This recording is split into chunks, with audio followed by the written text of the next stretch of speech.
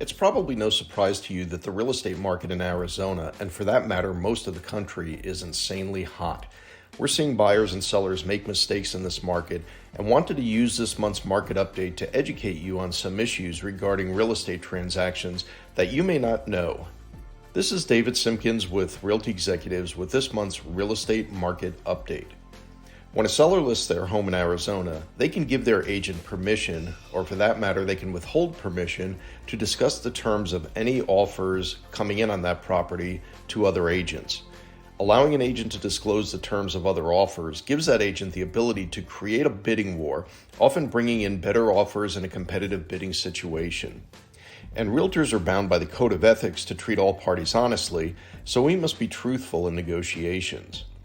To further complicate matters, in Arizona, dual representation is permitted, allowing a broker to represent both the buyer and the seller in the transaction. If an agent receives an offer from another agent within the same brokerage, the laws of dual representation limit the agent on disclosure, since we must protect the interests of all represented parties. Some buyers these days are going straight to the listing agent, hoping to garner an advantage in negotiations.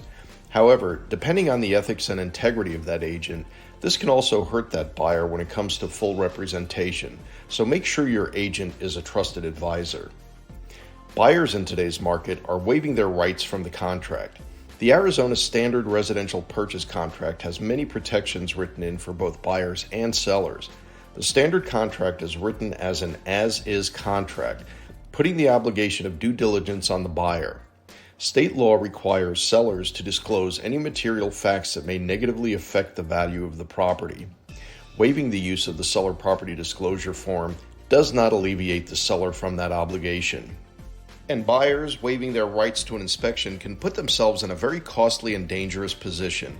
If a buyer is looking for ways to compete, what they could do is waive lines 273 to 284 of the contract, still allowing them to inspect the property, but retaining the right to cancel if something unacceptable comes up.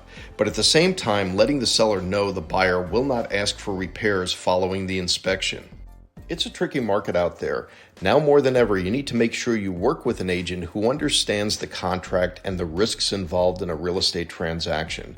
Make sure you work with a trusted advisor. Like me, I'm David Simkins with Realty Executives, and I'm your residential real estate answer.